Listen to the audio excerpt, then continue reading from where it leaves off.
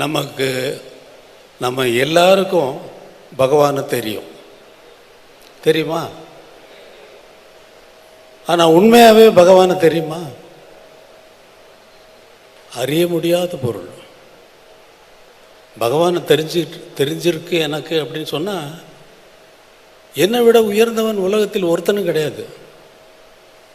ஆனால் பகவானை பற்றி சொல்லுங்க அப்படின்னு ஒரு தடவை டைரக்டர் சுப்பிரமணியத்தினுடைய சன் ரமணன் கே ரமணன் ஒரு இன்டர்வியூ எடுக்கணும் அப்படின்னாரு. சரி அப்படின்னு சொல்லி போனால் காத்து வச்சு ரமணரை பற்றி என்ன நினைக்கிறீங்கன்னாரு. எனக்கு கடன்னு கண்ணீர் கொட்டிடுச்சு. என்னடா இவர் ரஜினிகாந்த் கமல்ஹாசனை கேட்குற மாதிரி என்னை பற்றி என்ன நினைக்கிறீங்கன்னு கேட்குறாரு. பகவான் யார் சொல்ல முடியும்? ஒருத்தர் சொல்ல முடியாது. ஆனால் அவரை பற்றி பேசுகிறதும், அவரை பற்றி சொல்லுங்க அப்படின்னு கேட்டால் அவரை விட அதிகமாக தெரிஞ்சிருக்கணும். ஒருத்தன் மேலே நிற்கிறான், கீழே அங்கே அவர் இருக்கார், இங்கே இது இருக்குது, அங்கே அது இருக்குது, இங்கே இருக்குன்னா அதுக்கு மேலே இருந்துல அவன் சொல்லணும். இப்போ பகவான் இப்படி, புத்தர் இப்படி, இயேசு இப்படி, இல்லை வேற ஞானிகள் அப்படின்னு சொல்கிறதுக்கு அவங்களுக்கு மேலே இருக்கணும் அவனுக்கு அறிவு. அவன் தெரிஞ்சிருக்கணும். தெரியுமா நமக்கு பகவான்? தெரியாது. அந்த தெரியாதது ஒன்று நாள். ஆனால் பகவானுக்கு நம்மளை தெரிஞ்சிருக்கு. அதனால தான் நம்ம எல்லாரும் இங்கே கூடியிருக்கோம். எனக்கு எவ்வளவு மியூசிக்கு தெரியுங்கிறது பெரிய விஷயம் இல்லை. ஆனால் மியூசிக்கு என்ன தெரிஞ்சிருக்கு? அதுபோல் பகவானை பற்றி பேசுகிறதுக்குங்கிறதுக்கு யோகியதை உடையவர்கள் இந்த உலகத்தில் இருக்கிறார்களா என்பது என்னுடைய கொஸ்டின், என்னுடைய அபிப்பிராயம். நான் தப்பாக இருக்கலாம், பேசுகிறோம் மற்றவங்களுக்கு இவர் பெருசாக யாருக்கும் யோகியதை இல்லைன்னு சொல்லி பகவானை பேசுகிறதுக்கு அப்படி சொல்லிட்டாரு இப்படி சொல்லிட்டாருன்னு சொல்லி கண்ணா பின்னான்னு எதையாவது எழுதலாம், எதையாவது டிவியில் பேசலாம். ஆனால் உண்மையாகவே யோகியதை இருக்குது என்னை பொறுத்தளவில் யாருக்கும் யோகியதை இல்லை. அது என்ன? 16 வயசை நம்ம கடந்து வந்திருக்கோம். 16 வயசில் நம்ம என்ன பண்ணோன்னு நமக்கு தெரியாதா? 16 வயசில் தபத்தில் உட்காந்து கரையான் அரிக்க, உடம்பில் கரையான் அரிக்க. இப்போ ஒரு தவத்தில் இருக்கிறவங்க கரையான் அரிக்க பொறுத்து கொண்டார் அப்படின்னு ஜென்ரலாக தவத்தில் இருந்ததுனால அதெல்லாம் கண்டுக்கலை அப்படின்னு சொன்னால் எப்படின்னா, கரையான் அடிக்குது, வலி தெரியுது, இப்போ நம்ம தவத்தில் இருக்கோம், கண்டுக்கிடும் அப்படியே பொறுத்துக்கிட்டு இருந்தார் அவர். உடம்பே இல்லை பகவானுக்கு. பகவான் உடம்புலேயே வாழலை. உடம்பெல்லாம் நமக்கு வெறும் காட்சியாக நம்மளை காட்டி உடம்புலேயே இல்லை. பகவான் உடம்புலேயே வாழலை. அவர் என்னைக்கே இந்த மரணானுபவம் அவருக்கு ஏற்பட்டதோ அன்னைக்கே உடம்பு போயிடுச்சு. அண்ணாமலை சாமி கேட்குறாரு, பகவானே உங்களுக்கு காம உணர்வே வந்தது இல்லையான்னு. ஏண்டா எனக்கு தேகமே அப்பயே போயிடுச்சு, அப்புறம் எப்படிடா காமம்? இதெல்லாம் எப்படிடா மற்ற சமாச்சாரங்கள்லாம் ஒன்றும் வராதுடாரு. கரெக்டாக 1980 போகிறேன். அம்மாட்ட போய் முதல் தடவையாக எனக்கு ஒன்று வேணும்னு கேட்டது அதுதான். அம்மா எனக்கு ஒரு ஞான குரு வேணும். வீட்டுக்கு வர்றேன், ஒரு சின்ன புக்கு கையில் கிடைக்கிது. அது இந்த form of question and answer with Bhagavan. Question and answer. ஒரு சிஷ்யர்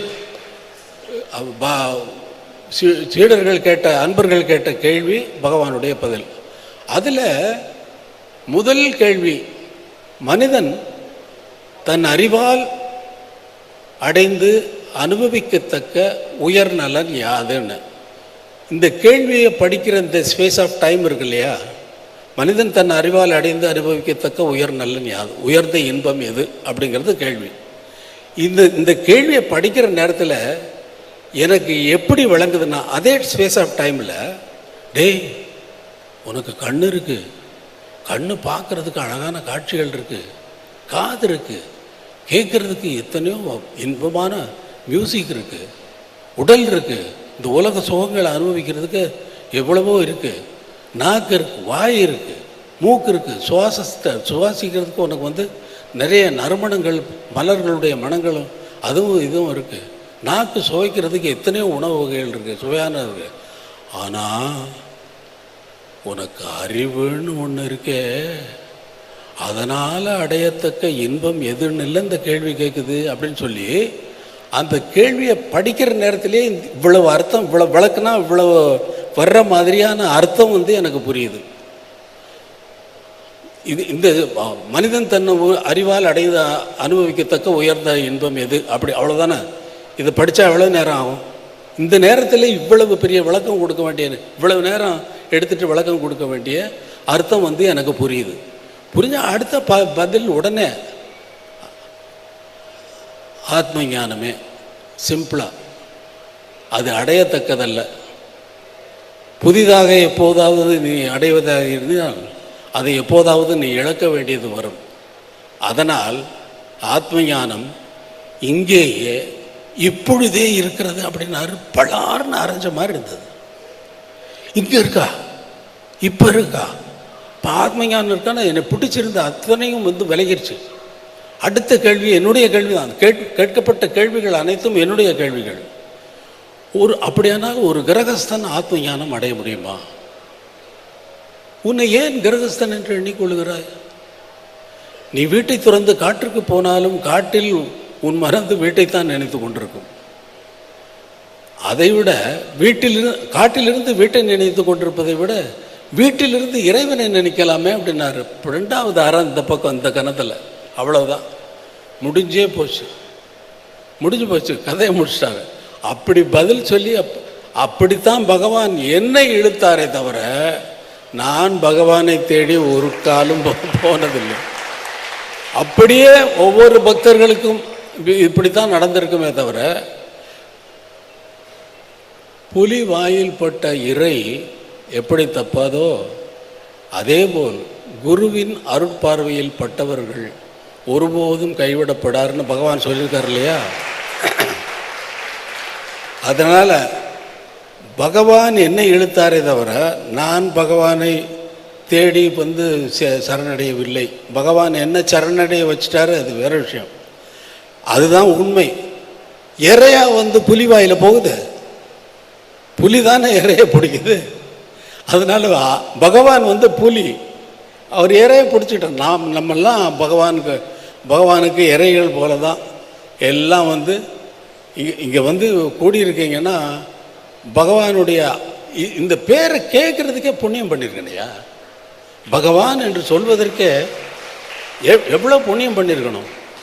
ஆனால் நம்ம பாவம் பண்ணியிருக்கோம். பாவம் பண்ணதுனால இந்த புண்ணியத்தை நாம் அடைய வேண்டியது இருக்கிறது.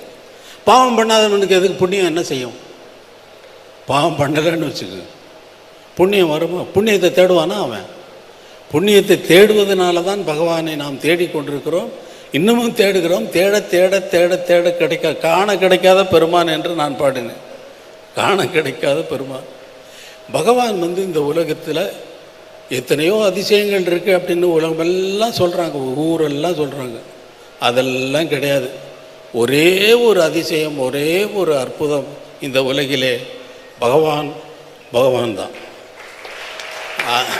அதுதான். புத்தகத்தை படிக்க வந்தவன் சொந்த என்னென்னமோ பேசிட்டேன். தவறாக இருந்தால் தவறு இல்லை, பகவானை பற்றி பேசுகிறதுல என்ன தவறு?